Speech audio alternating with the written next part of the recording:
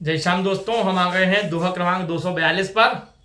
इसके पूर्व में हमने देखा कि प्रभु श्री रामचंद्र जी और सीता जी ने परस्पर पुष्प वाटिका में एक दूसरे को देखा है और दोनों एक दूसरे के शोभा का वर्णन कर रहे हैं, पर उनके मुख से नहीं कहा जा सकता है।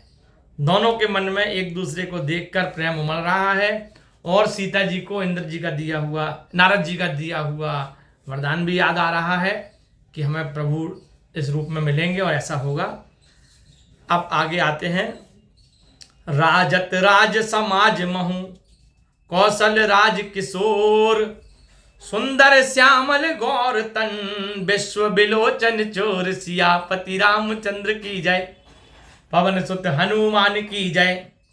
सहज मनोहर मूरत दो, कोटि काम उपमा लघु सोऊ।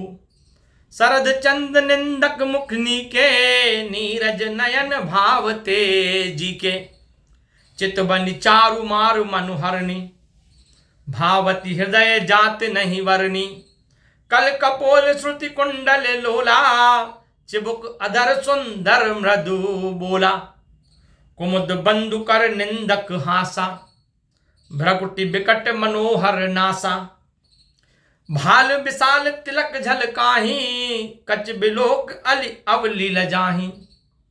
पीत चौतनी सिरनि सुहाई, कुसुम कली बिच बीच बनाई। देख रेखें रुचिर कंबुकल गीवा, जन त्रिभुवन सुषमा की सीमा। गोस्वामी तुलसीदास जी कहते हैं कि श्री रामचंद्र जी को सीता जी ने देखा तो वे परम स्नेह और सुख का अनुभव कर रही हैं और सांवले और गोरे शरीर वाले और संसार के नेत्रों को चुराने वाले सबकी दृष्टि जिनकी ओर आकृष्ट हो जाती है। अयोध्या नरेश के दोनों कुमार राजसभा में सुशोभित हैं। दोनों के स्वरूप जो हैं वो स्वभाव से ही मन को हरने वाले हैं। करोड़ों कामदेव भी उनके आगे फीके पड़ रहे हैं।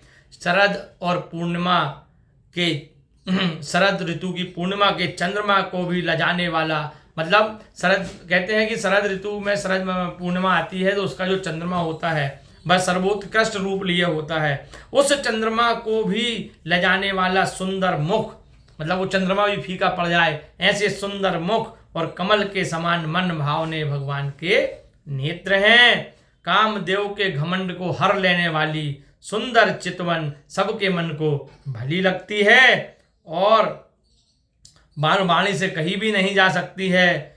उनके सुंदर गालों पर कानों के कुंडल झूल रहे हैं और सुंदर ठोड़ी और उनकी मधुर वाणी है।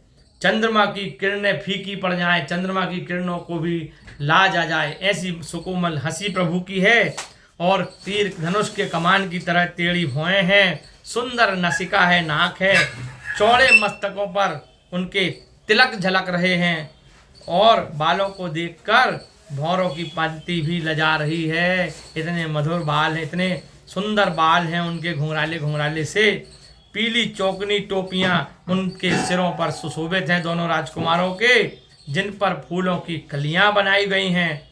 शंख के समान सुंदर उनके गले हैं और मनोहर तीर रेखाएं हैं जो मानो तीनों लोकों की सुंदरता की भी सीमा को पार कर रहे हैं। बोलिए राजा रामचंद्र की।